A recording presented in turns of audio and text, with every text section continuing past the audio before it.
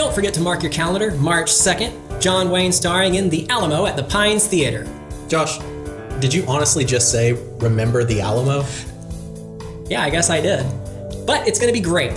7 o'clock, John Wayne. What more do I need to say? The event is actually coinciding with the birthday of Texas. Yes. Texas Independence Day.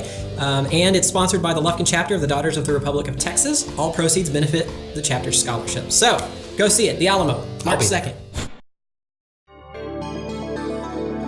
You're watching KLTX, Channel 15, serving the city of Lufkin.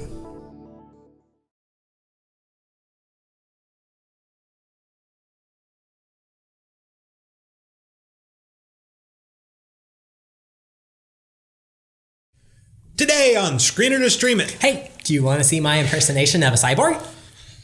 Okay. Okay, here goes. How are you doing that? I'll never tell.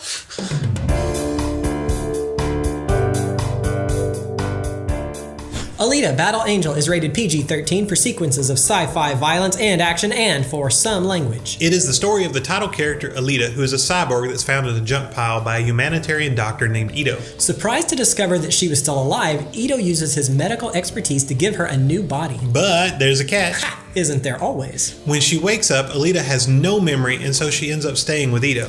Meanwhile, quite a lot of world building takes place. There's this floating city where the upper class lives and everybody else wants to live. A fast-paced and dangerous blow-your-mind sports game called Motorball. Mountains of weird techie stuff. Gangs that attack people to steal their tech. And bounty hunters that maintain some semblance of order by tracking and killing the serious criminals. We really have a lot going on in what is barely a 2-hour movie. You're telling me. Add to what we just said, then look into Ito's backstory, Alita's search for her own identity, a love story, and a couple of villains that make the roving gangs and other thugs look like children by comparison. Alright, on to the important question. How did we like it? Critics were 50-50 on this one, but it's an audience pleaser to be sure. We think that Alita Battle Angel is a good movie.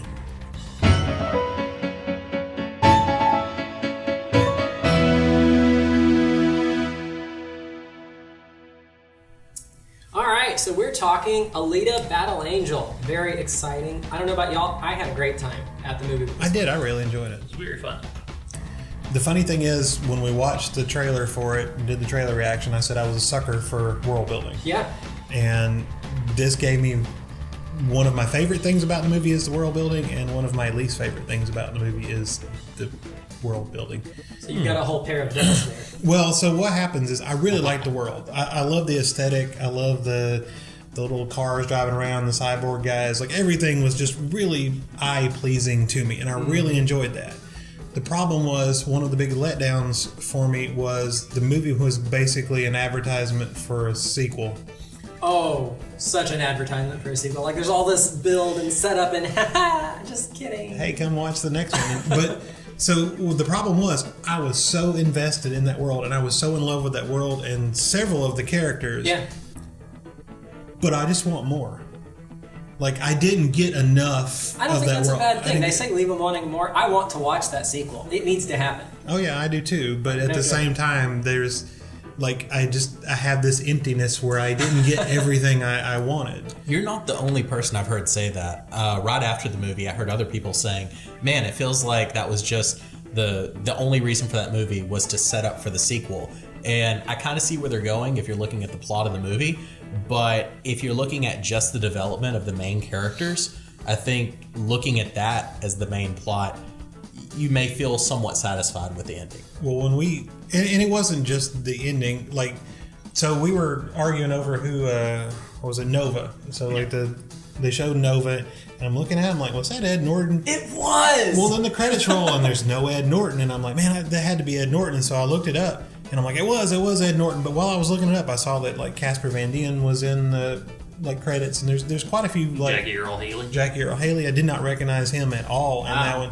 But I was like, oh man, that's so cool. And when I was looking it up, someone had an interview with Robert Rodriguez, and they were like, why are all these famous people in these, like, which Jackie Earle had a kind of a major part, but why are all these little people? And he's like, oh, it's so they can be in the sequel, and you know, and I want them for the next one. And it's like, he might have just set it up for, like, So like Ed Norton has this tiniest little part, Casper Van Dien, Yeah, you tiniest barely little part. even see him. Yeah, Like, and I so didn't it's- realize it was him until right at the end. I'm like, oh my gosh, that's... Me too. There was that like scene at the end where he turns and he takes finally off the got a glasses close-up, and yeah. he was like, "It's Ed Norton." I was like, I'm pretty sure that's Ed Norton. Yeah. Well, unless the movie just makes a ton of money in China, there's a good chance there won't be a sequel. Oh no! With the advertising budget plus the production budget on it, they're estimating that it might have to make close to $550 million worldwide. Well, he even said he hadn't written a script. They hadn't done anything. But I really, again, every time I watch a movie and I like it, it always sounds like I don't. I don't know how that works. But I did really enjoy it. I enjoyed the world, but it did leave me longing. I wanted more. As a I wanted to know complete more about story, the people. It felt like something. So was so Christoph Waltz is always amazing. fantastic. And his Doc Ivo, like that's a cool character. I want more of that, and like I want to know more about him. I want to know where he comes from, and it left me. When the movie starts, everything's kind of a mystery, and like everybody has, like no one has a backstory, and it kind of unravels, but it does it too fast and too fragmented and too little of a piece for me to really latch onto it. But just watching them, man, that's cool. So I'm going to stop you about Doc Ivo for just a second. Did anyone else, whenever he kind of came out there with his action sequence and his weapon, you're like, this is the dumbest thing, but I love it. I love how stupid this is. So he has a warhammer that's jet propelled on the back. Like a power hammer. Yeah. Which, man, if you could hit somebody with something like that, And he like turns it on a dime. it'd be devastating. Well, and he looks so awkward and so like frail and so uncomfortable swinging that thing. Yes. Even with the cuts, and it just didn't work.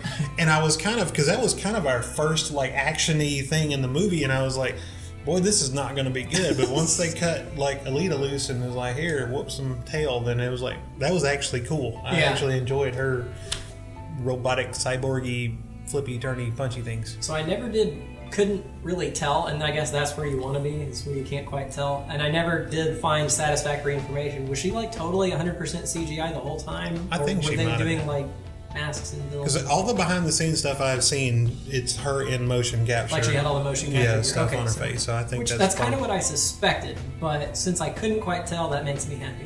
Well, that 'Cause was I don't want to know. That was another one of the things that was kind of on my letdown list. I think her character was fully CGI the entire time. And there are, most of the time, it's beautiful. You can't tell.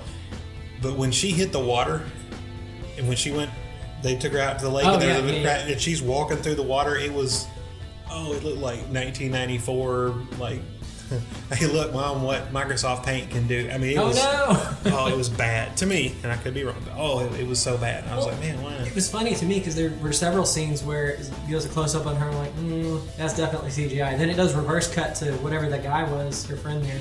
I'm like, no, she looks just like him. Well, and I was scared because she had the big, like, I guess they were trying to emulate the anime eyes. First instinct was, that's bad. Yeah, when the trailers come out, that was terrible. It works. It's better than it looks. Well, and I was speculating. I wonder if they shrunk them down a little from the trailer. I'd like to see, because I didn't, or if I just got used to it, because it struck me in the trailer as weird, and I really thought it would bother me. Yeah, and I thought it was going to be, but it didn't at all. First time it was jarring, but you get used to it pretty quick, and then that's just her. Yeah, and it didn't. I mean, I kind of accepted that pretty much her entire body was robotic, and that, I don't know, maybe the eyes were bigger as like a way to see better, have more periphery vision. But yeah, no, and I was genuinely worried about that. That didn't bother me.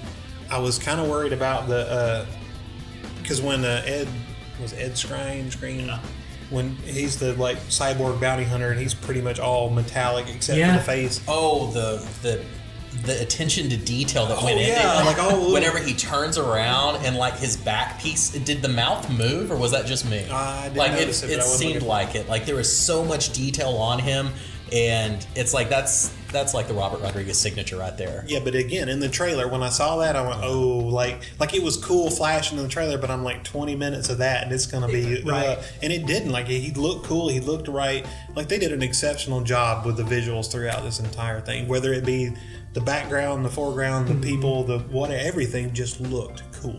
Yeah, I have which to I love. agree. I heard a few people say there were issues with the pacing. I didn't see that Didn't notice the myself. pacing at all. I was entertained the entire time. Like, there was always something going on that held my interest and kept me just enjoying the movie. Of course, right up until the and stay tuned next week. Like, oh, why? So I will say this: the main issue with the pacing is not for people who are serious moviegoers. It's for your passive moviegoers. There were families that came to see this, I'm assuming thinking it was going to be like the next Spy Kids movie, and it's not. And there were children who were kind of like, oh, okay, this is a little violent, but I'm whatever. Oh, they use some vulgar language, but whatever. But then, Little. yeah, that's what the kids Very well said. Like, placed. oh, they used vulgar language, but I'm a kid, whatever. But toward the end of the movie, whenever there's a lot more character reveals and there's a lot more dramatic unfolds in the storytelling, the kids were just getting restless. And they were getting up and they were walking around and they were crying and screaming. And I didn't really feel like, you know, the kid was at fault there. I kind of felt like, yeah, you probably should have done some research and realized this actually is not a children's movie, even though it is very cartoony in its look. Rating PG-13 should have been a giveaway. Yeah.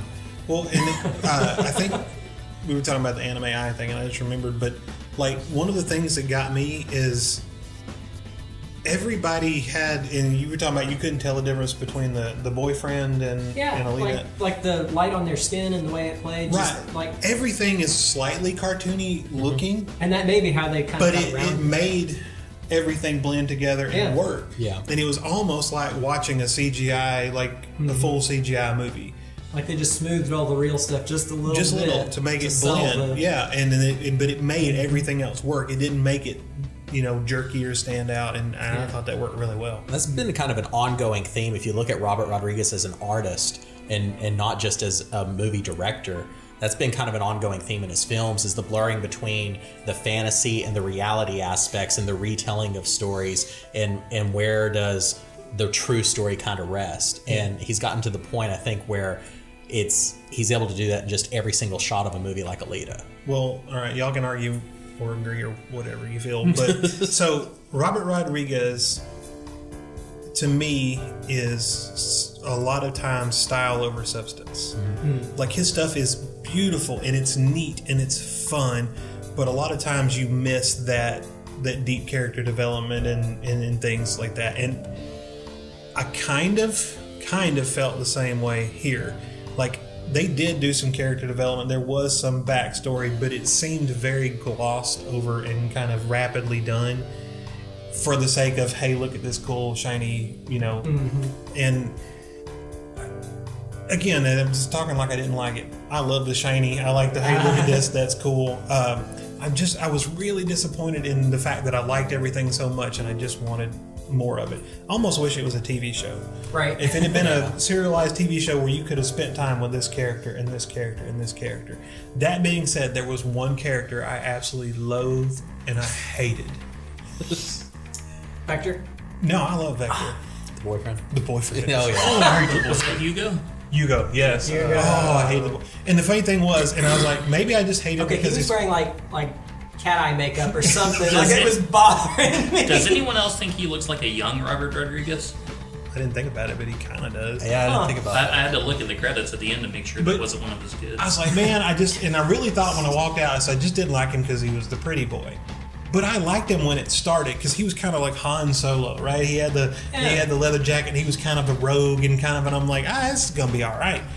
But he is literally, if you took not an actual teenage girl, but if you took the stereotype of a teenage girl and you asked that stereotype to describe the perfect like boyfriend, they did that with him. He was tall, he was dark, he was handsome, he had perfect hair and he had perfect skin, and he was a little bit dangerous but super nice and he had a kind heart, and he Yeah. like hit all of those weird check boxes. check, And a check. lot of that like is unrealistic because it does not go together. And I felt it made some of his actions and his choices, like I didn't understand he at one point betrays Alita, 5 seconds later is trying to save her, 10 seconds later is trying to give up the lifestyle he's living because it's bad, even though he just did. And it's like, it was very kind of muddled and confusing. Well, and he's I like just, a proxy for plot development. That's a great way to describe it. Everything begins and ends with him. One of the things I thought that was interesting, you were talking about, it'd be great if this was like a series where you got an episode to develop each character.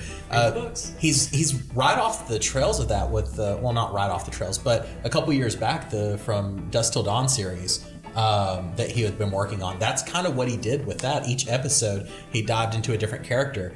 And I'm going to agree with you, but I'm going to word it differently about style over substance. I think that what I've noticed in his films is the substance is driven on the plot and the environment and not on the characters.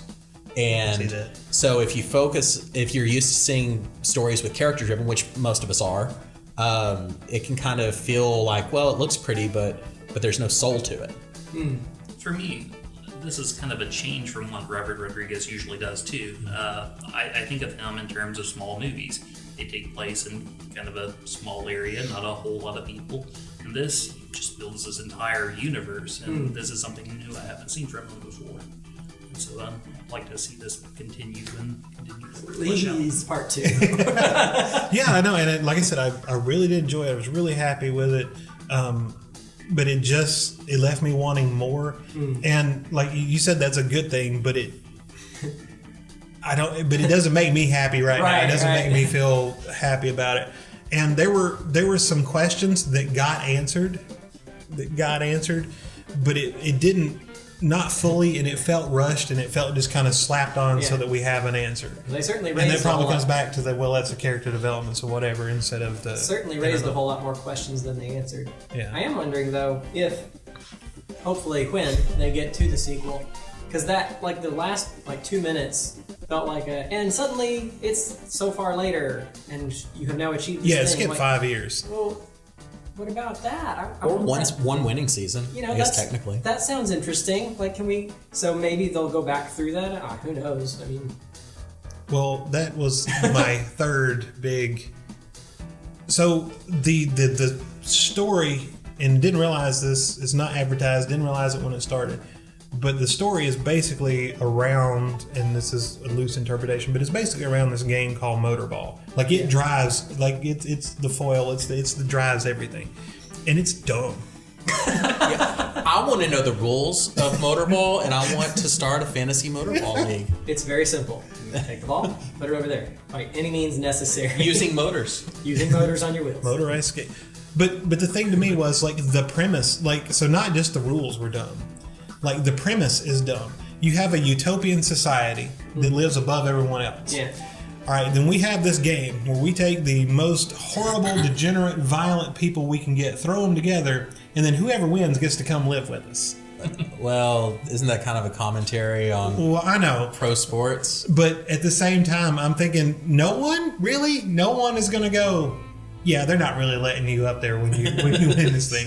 I mean, we did have that, the thing with Vector kind of reveal, and I cannot pronounce that dude's name. It is like this. Mahershala? Yeah, like that's an abbreviation. His actual name is like this long. That's amazing. But the dude that played Vector was Cottonmouth on Luke Cage, and he was my favorite part of Luke Cage. He does a villain, and I was disappointed. I didn't hate him. I was disappointed that he didn't get to, because he was so cool as Cottonmouth, as that bad guy. And he was just kind of snivelly. I think he should have talked less in this. I think I wanted him to do more. The less he talked, the more intimidating he would have been. Talk less, do more. It was hard for him to be intimidating as being, well, he was a puppet. Yeah.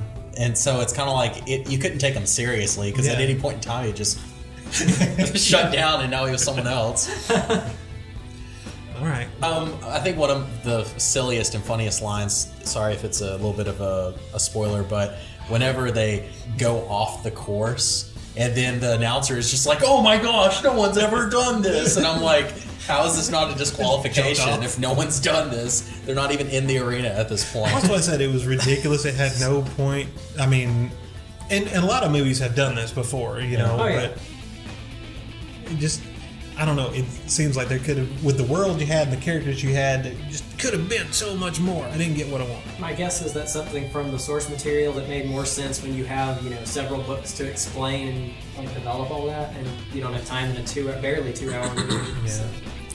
So. Did anyone see it in IMAX? No. but it would have been fun. Did you see it in 3D? No. Okay. Probably also would have been fun. I saw it in IMAX and 3D IMAX 3D. because I'm better than you. That's actually not their slogan, but it should be. It should be. But there were scenes whenever you could tell that it went to the full IMAX, and they were very beautiful. And I say it's definitely worth it to see the full scope of what was intended in those scenes. But it is not an entire movie that is shot in IMAX. It's just few sequences here and there. But I think that on some of the outdoor shots, it provides a little bit more scope. Did it actually change between? Yeah, it changes. Like most of the movie is kind of like 16:9. Yeah. And then it'll change into the full IMAX scope for some of the street scenes and some of the horizon scenes. And it was definitely worth it. I've seen that before. Yeah. Sometimes it's jarring, sometimes it's not. It wasn't very jarring here. Well, that's good. I'm glad it at least worked and didn't throw you out. And maybe the 3D made the underwater sequence with her make more sense, because whenever I saw it, it didn't look that bad. Well, but I don't know if that's you a know how 3D, things 2D don't thing. move correctly under, Right. like so a normal person underwater looks a little weird anyways. Mm-hmm. But when you put the CGI underwater, like her hair didn't move right, but it didn't move the wrong. Like Yeah. it just, Right. I don't know. It looked weird to me. Any final thoughts on Alita? Jennifer Connelly was a little bit overkill for the role that she had.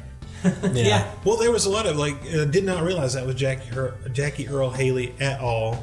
Say the character name.